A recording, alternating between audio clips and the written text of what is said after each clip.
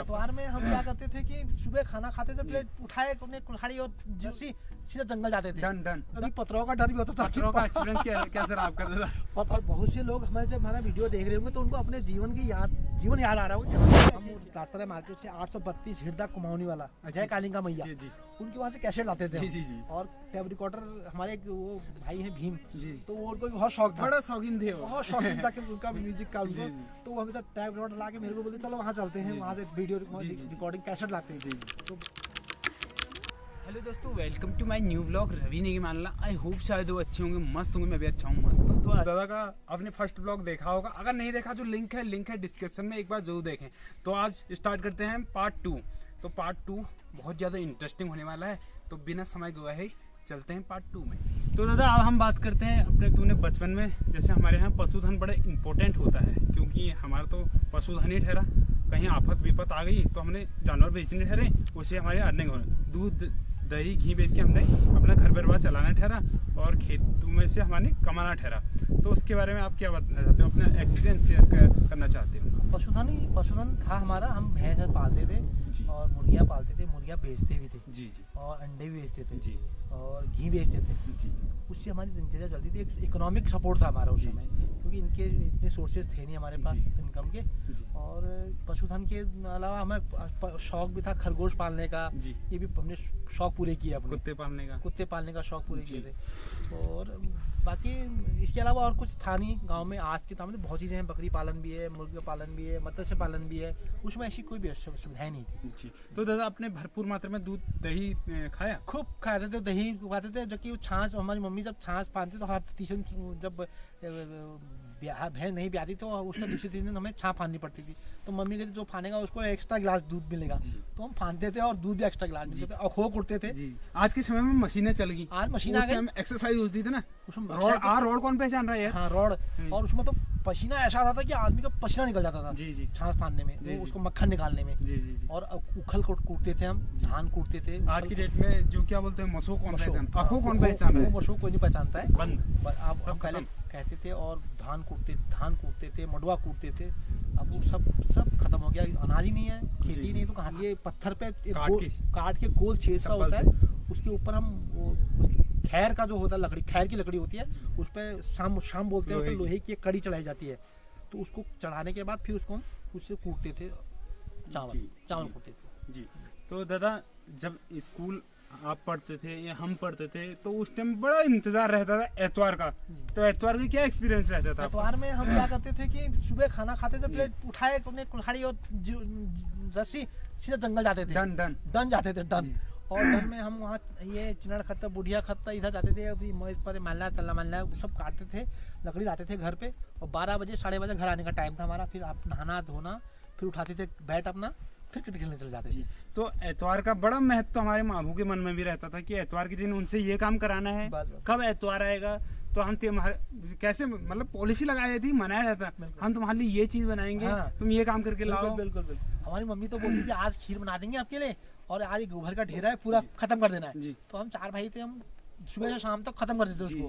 तो हमारा ये टारगेट था कि मम्मी को बोलते थे गोबर रोज नहीं रखेंगे, एक ही दिन रखेंगे। बस संडे आते तो संडे को पूरा काम फाइनल कर देते थे। तो आपका जो जंगल जाने का एक्सपीरियंस है तो कैसे रहा कि जंगल में साथ मिलके जाते थे कि भाई मेरे लिए लकड़ी नहीं हो रही है, मैं तेरे लिए बनाऊंगा, फिर साथ ही आते थे, मतलब एकता रहती थी। जैसे हम गांव से निकलते थे तो वहाँ जंगल में लकड़ियाँ सब काटते थे, फिर देखते कि जिसकी लकड़ियाँ नहीं होती थी उसके लिए फिर लकड़ी बनाते थे, फिर सब लकड़ी साथ बांटते थे, फिर साथ ही आती थी। लम्फू बैठ अभी जो भी हमारे यहाँ देखेंगे उसको लम्फू, वहाँ पर हमारे विश्राम स्थल होता था, वहाँ बिछाते थे और आराम करते थे, पानी पीते थे वहाँ, फिर वहाँ से घर आते थे।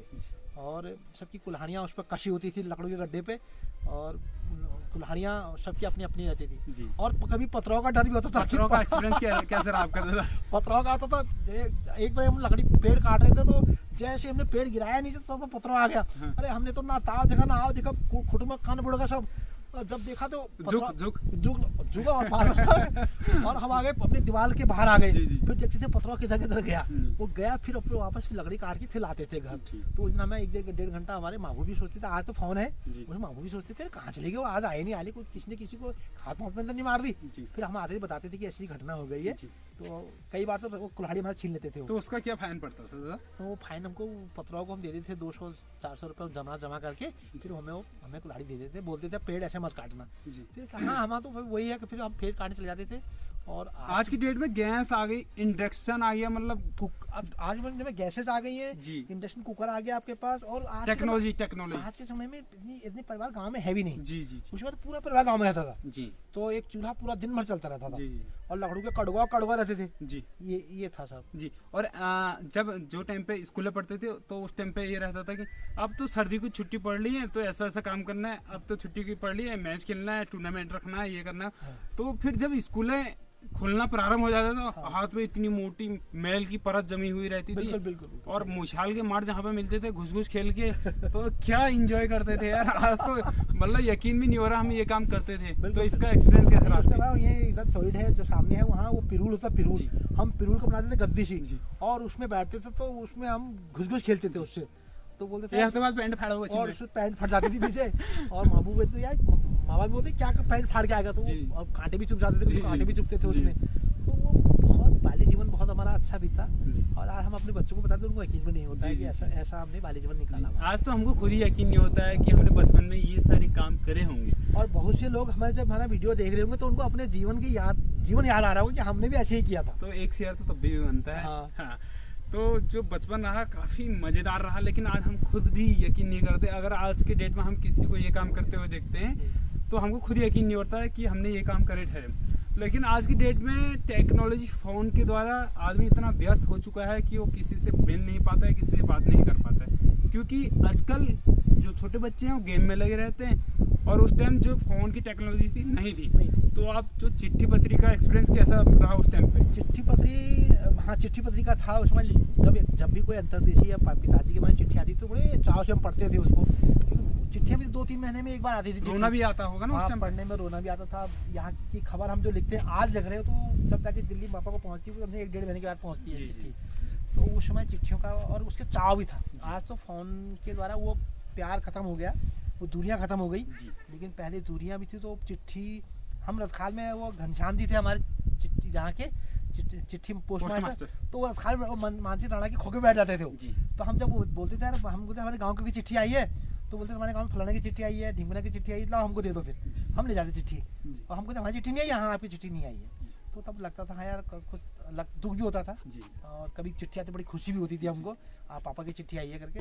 और तो वो गांव की चिट्ठियों के लिए वहाँ बैठे थे। पहले पोस्टमैन गांव कहाँ थे तो गाँव में बैठ जाते थे। तो हम स्कूल से आते थे बच्चे सारे गांव ढोली के आए, हमारे आए, सिमली के आए, तो चिट्ठियाँ वहाँ से वितरित हो जाती थी। तो दादा जैसे कि नया साल है, न्यू ईयर है, तो उस टाइम पे कार्ड बनते थे। कार्ड पोस्ट मास्टर मतलब डाकघर में कार्ड आते थे। हम पोस्ट कार्ड भेजते, न्यू ईयर के पोस्ट कार्ड भेजते थे हम। Greeting card. हाँ 15 पैसे का पोस्टिंग कार्ड आता था, भेजते थे उनको। आज तो पोस्ट कार्ड ही गायब हो गए, पोस्ट कार्ड का। अब तो आज को व्हाट्सएप पे सब चला गया है। और जब नया साल आता था, नया साल में हम क्या करते थे, पहले दिन रात को पकौड़े बनाते थे, सुबह फिर नहाना धोना करते थे। आज तो ऐसा है ही। पहले तो हम करते थे, ऐसा आज नहीं है। एकता थी। हाँ एकता भी थी और प्रेम व्यवहार भी बना था। आज ऐसा नहीं है। फिर भी देखो समय बदला है, फिर वैसे ही पुराने दिन फिर वापस आएंगे।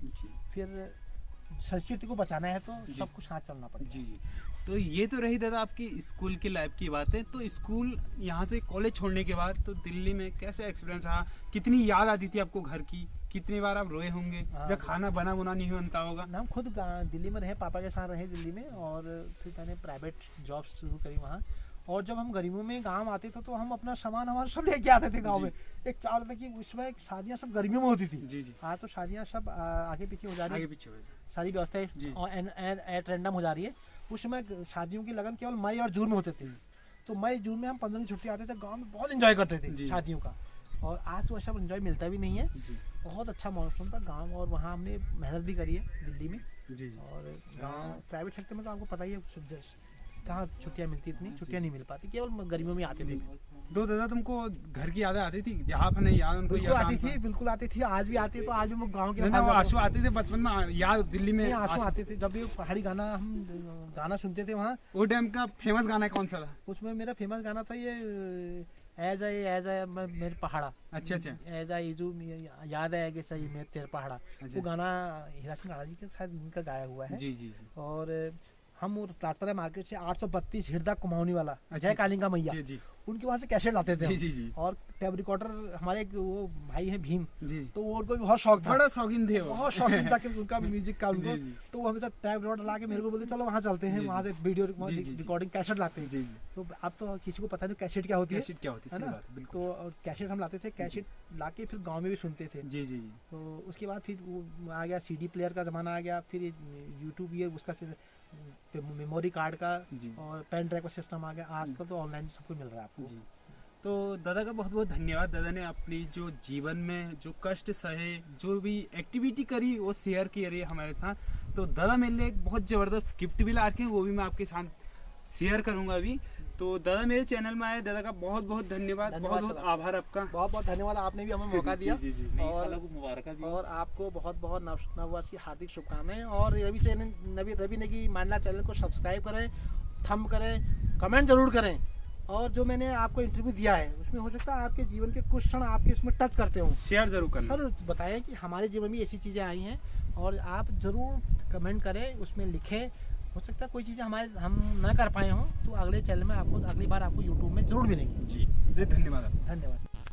तो दोस्तों मैंने आपसे पहले ही बताया, पार्ट 1 में बताया था कि दादा ला रखे हैं गिफ्ट। तो वो लंबा ब्लॉग गया था तो उसमें मैं आपको दिखा नहीं पाया। तो दादा ये ला रखे हैं मेरे लिए गिफ्ट। तो दादा मेरा ब्लॉग देख रहे होंगे तो दादा का तहे दिल से धन्यवाद और बहुत बहुत आभार आपका। तो जैसे कि सर्दी लगी है तो ये है गिफ्ट। तो सर्दी लगी है तो दादा यहाँ पे सर्दी के लिए इधर उधर में ब्लॉग के लिए जाते रहता हूँ। तो दादा यहाँ पे मेरे लिए शॉल ला रखे हैं, ऐसे गर्म शॉल ढकने के लिए ऐसे। तो दादा का बहुत बहुत धन्यवाद, शॉल ला रखे मेरे लिए ढकने के लिए, बहुत बहुत आभार और नमस्कार दादा। बहुत बहुत तहे दिल से धन्यवाद गिफ्ट देने के लिए अपने छोटे भाई को। तो अभी जो हमारे साथ मौजूद हैं कैमरामैन महेश शर्मा जी, उनका भी तहे दिल से धन्यवाद। कैमरामैन अभी उन्होंने बराबर अपना काम यहाँ निभाया। तो महेश दा का भी बहुत बहुत धन्यवाद। आई होप दादा ने जो जानकारी दी आपको पसंद आई होगी। अगर पसंद आए तो लाइक सब्सक्राइब शेयर जरूर करें। तो मिलते हैं ऐसे इंटरेस्टिंग ब्लॉग के साथ, तब तक के लिए नमस्कार। पहला मिर्च।